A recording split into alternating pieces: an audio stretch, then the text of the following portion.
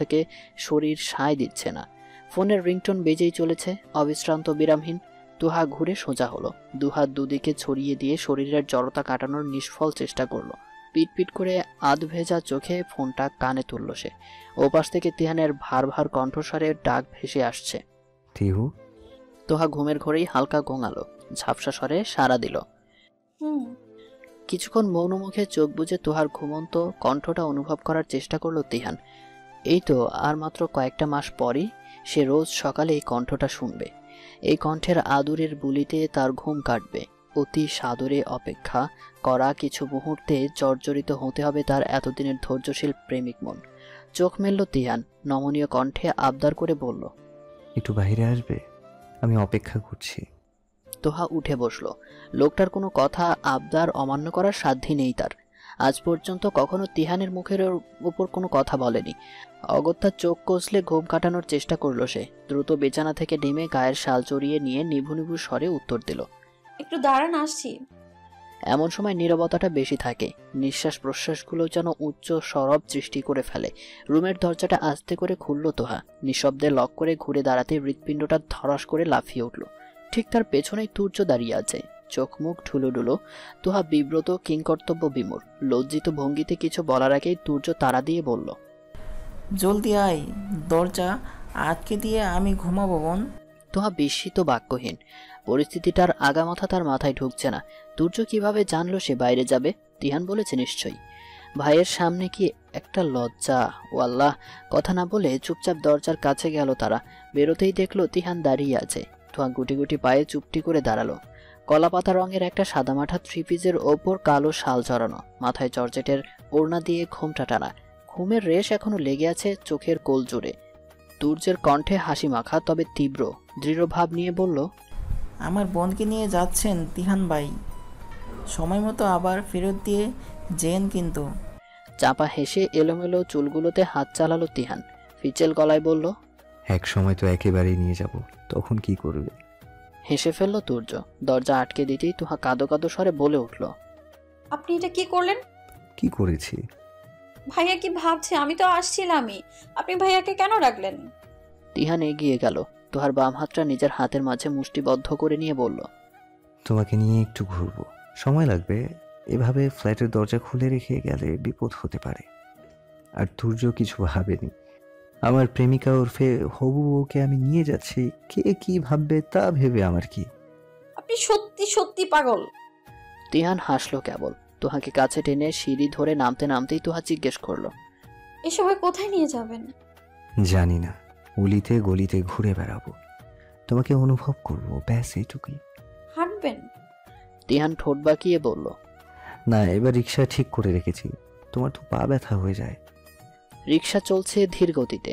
কুয়াশায় আচ্ছাদন কাটিয়ে এগোনো মুশকিল। তবুও রিক্সাওয়ালা মামাটা পাক্কা চালক হওয়ায় বিশেষ ঝামেলা হচ্ছে না। আশেপাশের কোনো দোকান এখনো অবধি খোলেনি। ফোন বা ঘড়ি নেই সাথে, বিধায় সময়টাও বোঝা যাচ্ছে না। 6টা বোধহয় বাজেনি এখনো। শীতে কুকড়ে তিহানের সাথে ঘেঁষে বসেছে তোহা। তিহানের পরনে পাতলা টি শার্ট আর ট্রাউজার, চোখে মুখে একেবারে স্বাভাবিক। নির্বিকার চিত্তে তোহার এক হাত টেনে সেই হাতের দিকে তাকিয়ে তা নেড়ে চেড়ে যাচ্ছে। সেই কখন থেকে যেন শীত তাকে ছুঁয়ে দিতে অক্ষম।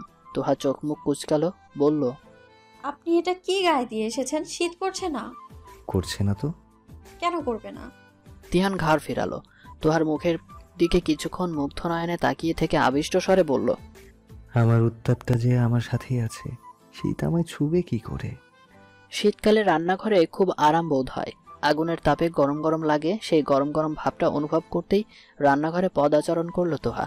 আদিয়ে বিকেল থেকেই কিছু একটা করছে। সে এতক্ষণ ঘরে পড়ছিল তাই জানে না। তোহা কাছাকাছি যেয়ে দাঁড়ালো। নাকে সুপরিচিত কিছু একটার মিষ্টি ঘ্রাণ ভেসে আসতেই উৎসুক কণ্ঠে বলল, কি করছো আম্মু? আতিয়া মুচকি হাসলো, বলল, খুন্তিটা দে তো, পাটিসাপটা করেছি। চওড়া হাসলো তোহা। খুন্তিটা এগিয়ে দিয়ে আতিয়ার পাশে দাঁড়াতেই আতিয়া দুষ্টুমি মাখা কণ্ঠে বলল, তোরও বানানো শেখা উচিত, তিহানটা খুব পছন্দ করে এসব। তো বিয়ের পর করে খাওয়াবি। তোহা হতবুদ্ধি হয়ে গেল। এই লোকটার লাগামহীন কথাবার্তার ছোঁয়া তার পুরো পরিবারে লেগে গেছে। সবাই যেন তাকে লজ্জায় ফেলার ঘোর ষড়যন্ত্রে নেমেছে গাঁট বেঁধে। সে কি করবে? কোথায় মুখ লুকাবে? তিহানের বুকে ভাবনার সুতো ছিঁড়ল। আতিয়া 3টে গরম পিঠা বানিয়ে বাটিতে তুলে তোহার হাতে ধরিয়ে বলল, ছেলেটাকে দিয়ে আয়। তিহানের রুমে ঢুকতেই একটা লোমশ তুলে কিছু পা ছুঁয়ে যেতেই তুমুল গতিতে লাফিয়ে ওঠে তোহা। চোখ মুখ খিচে গগন বিদারী চিৎকার করতেই কেউ একজন পাশ থেকে তাকে বুকে টেনে নেয়। সস্নেহে মাথায় হাত বুলিয়ে আশ্বস্ত ভরা কণ্ঠে বলে, বিড়াল ওটা, ভয় পায় না। তোহা স্থির হয়। ভয়টা হয়তো কমেছে কিছুটা। তিহান তাকে ছেড়ে দাঁড়ায়। তোহা জোরে জোরে শ্বাস নেয়। বুকে থুতু দিয়ে আশেপাশে চোখ ঘুরিয়ে খুঁজতে খুঁজতে ভীতু কণ্ঠে বলে, কোথায় বিড়াল? তিহান আচমকাই হাসে। মেয়েটা এত বেশি ভয় পায়? তোহার হাত থেকে কাচের বাটিটা খুব সন্তর্পণে নিজের হাতে নিয়ে নেয় সে। হাত উঁচিয়ে ইশারা করে বলে, ওই তো বিছানায় বসেছে। কালো সাদা রঙের একটা মাঝারি আকারের বিড়াল, সবুজ চোখ, বিছানার মাঝে বসে গা চাটছে।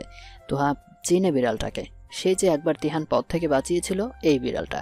এরপর থেকে তাদের বাসার নিচতলার গ্যারেজেই থাকতো। দারোয়ান চাচা খেয়াল রাখতো। তিহান বোধহয় খাবার দাবারে টাকা দিয়ে আসতো, সে জানে না ঠিক। তখন অবশ্য বিড়ালটা ছোট ছিল অনেক, এখন বড় হয়েছে। তোহা সন্ধিহান কণ্ঠে প্রশ্ন ছুড়ল, আপনি ওকে ঘরে এনেছেন কেন? শীত পড়েছে তো, গ্যারেজে অনেক ঠান্ডা থাকে, ওর থাকতে কষ্ট হয়, তাই ভাবলাম নিয়ে আসি, আমার সাথে ঘরে থাকুক। বলতে বলতে বিছানায় যেয়ে বসলো তিহান। তোহাও গেল কাছাকাছি। বিড়ালটার শরীরে হাত বুলিয়ে দিয়ে আস্তে করে বিছানায় বসলো। বলল, আপনাকে কামড় দিলে? অলরেডি খামচে দিয়েছে। রাতে সঙ্গে নিয়ে ঘুমিয়েছিলাম, পিঠে আঁচড়, পিঠটা আছড়ে কিছু রাখিনি। আল্লাহ, দেখি। আতকে উঠল তোহা। তিহান হাসলো। একটানে গায়ের টি শার্ট খুলে নিয়ে পিঠ দেখিয়ে বলল, তোমার কাজটা তোমার এই বিড়ালটা করে দিল, দুষ্ট বিড়াল। রসিকতাটা গায়ে মাখলো না তোহা। ব্যথাতুর নয়নে চেয়ে থেকে তৎক্ষণাৎ উঠে গেল। সেন্টার টেবিলের নিচের অংশ থেকে ফার্স্ট এইড বক্সটা বের করে মলম হাতে এগিয়ে এলো। তারপর অবিলম্বে লাল হওয়া অংশগুলোই মলম লাগাতে লাগাতে কান্নামাখা কণ্ঠে বলল, বেশি জ্বলছে? তিহান দাঁতে দাঁত চেপে সহ্য করে বলল, জ্বলছেই না। একদম মিথ্যা বলবেন না। আমি জানি আপনার কষ্ট হচ্ছে, অসহ্যকর। আপনি এমন কেন? তিহান এবারও হাসলো। মেয়েটা একসময় সব সময় তাকে এভাবে শাসন করবে, তার পাশাপাশি থাকবে, কাছাকাছি থাকবে। অদ্ভুত তো, তার হঠাৎ এত লজ্জা লাগছে কেন? দিন গড়িয়ে গেছে, বছর ঘুরেছে। গত মে মাসে শেষ হয়েছে তোহার উচ্চ মাধ্যমিক পরীক্ষা। ব্যস্ততারা ছুটি নিয়েছে। তোহার এখন অফুরন্ত সময়। মনে মনে চলছে বিয়ের মৌসুম। এ মাসের শেষেই খুব সম্ভবত তাদের কাবিন হয়ে যাবে। ঋতুর পালাবদল ঘটেছে। শীত থেকে গ্রীষ্ম, গ্রীষ্ম থেকে বর্ষা। অতঃপর প্রকৃতি সিক্ত করতে আবারও এসেছে শ্রাবণ মাস। আকাশ কাঁপিয়ে জলধারা নামে আজকাল। মেঘে মেঘে বিস্তর রেশারেশি করে পরিশেষে অভিমানগুলো বৃষ্টিরূপে ঝরে পড়ে যায় ধরণীর গায়ে। ধারিত্রীমাতা তা সাদরে বরণ করে নেয় দুহাত মেলে। প্রকৃতি ভিজে ওঠে।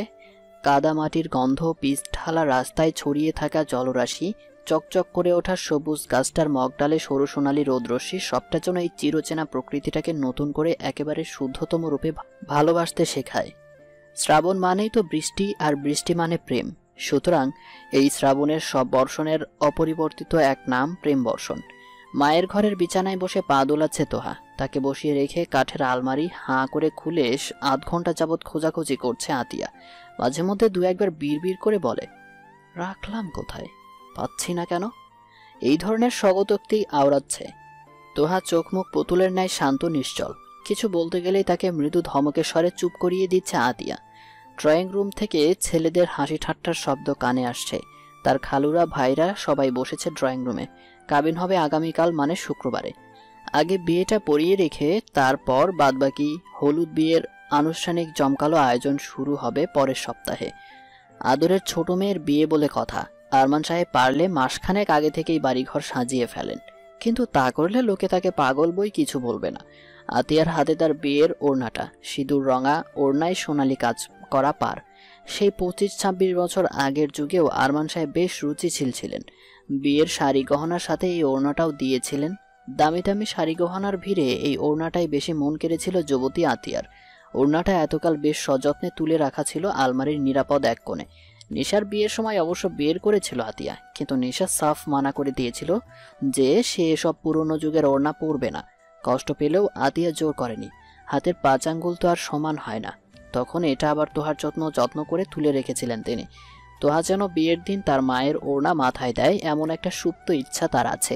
যদিও সে জোর করবে না, তবে তার দৃঢ় বিশ্বাস ছোট মেয়ে মায়ের ইচ্ছার মান রাখবে। আতিয়া এগুলো মিষ্টি হেসে পেছনে দিয়ে দুহাতে ওড়নাটা মেলে ধরে তোহার মুখের দিকে চেয়ে অদ্ভুত একটা মোলায়েম আবদার করে বলল। পড়াই। কিছুক্ষণের জন্য একরকম মোহে চলে গেল তোহা। মায়ের এমন কণ্ঠে সে আগে শোনেনি। খানিক বাদে নিজের গায়ের ওড়না দিয়ে টানা ঘোমটাটা নামিয়ে মাথা নোয়ালো সে।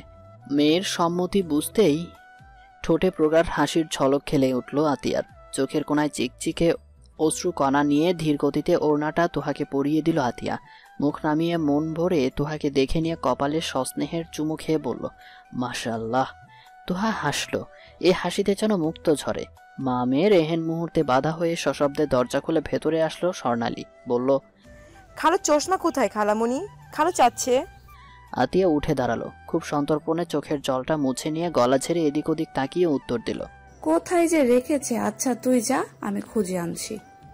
স্বর্ণালী চলে গেল। তবে দরজাটা অর্ধেক না ভিড়িয়েই এখান থেকে ড্রয়িং রুমের সব স্পষ্ট দেখা যায়। তোহার দৃষ্টি মুখ বরাবর রাখা ড্রেসিং টেবিলের আয়নার দিকে নিজেকে কেমন নতুন নতুন লাগছে। একদম অচেনা স্নিগ্ধ একটা শোভা। ড্রয়িং রুমের কোনায় সোফায় বসে কথাবার্তায় নিবিষ্ট ছিল তিহান। নিতান্তই বেখেয়ালিতে হঠাৎ পাশের রুমের দিকে চোখ পড়লেও পর মুহূর্তে তার সকল খেয়াল যে স্তূপাকারে জমা হলো সেখানে। তিহান বশীভূত হলো। বিয়ের লাল ওড়না মাথায় দেয়া মেয়েটার এই আশ্চর্য অপার সৌন্দর্য তার তুচ্ছ চোখ যারা ধারণ করতে পারছে না। তবুও সে তার চেষ্টা করলো তা সহ্য করে নেয়ার।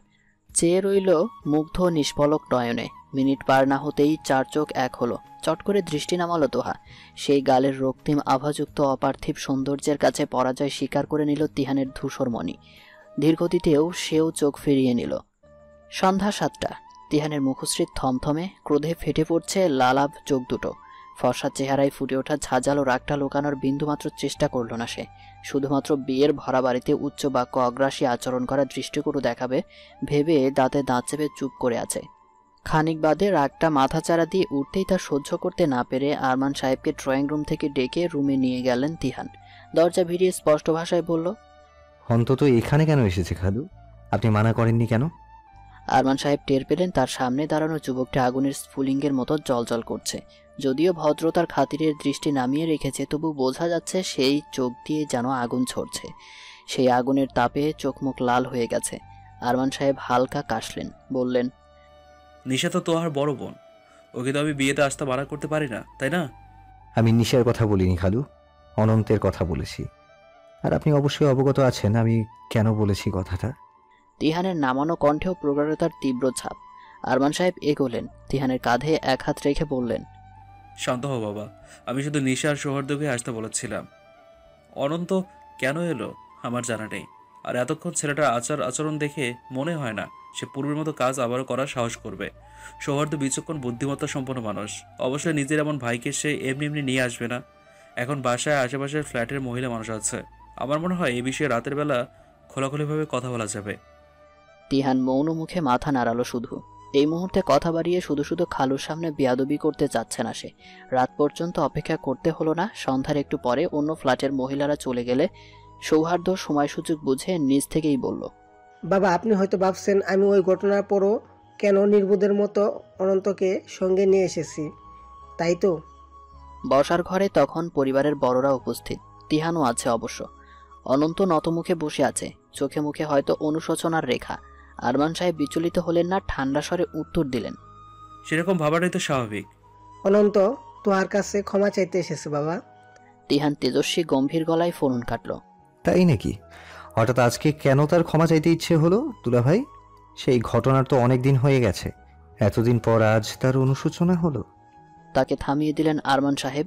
স্ত্রীর দিকে চেয়ে বললেন, তোহাকে ডেকে আনো, সে যেহেতু ক্ষমা চাচ্ছে তাকে তো করার সুযোগ দেওয়া হোক। তোহা এলো। অনন্ত ক্ষমা চাইল। সে পায়ে পড়তেও রাজি, তবে পায়ে পড়তে হলো না তাকে। তার আগেই তোহা মিনমিনে কণ্ঠে তাকে ক্ষমা করে দিল। পরিস্থিতি তখন শিথিল হয়েছে। তোহা বসার ঘর থেকে সরে যাওয়ার জন্য উদ্যত হতেই তিহান সকলের অগোচরে তার কবজি ধরে আটকিয়ে চাপা স্বরে পড়ল, রাতে একটু সাবধানে থাকবে।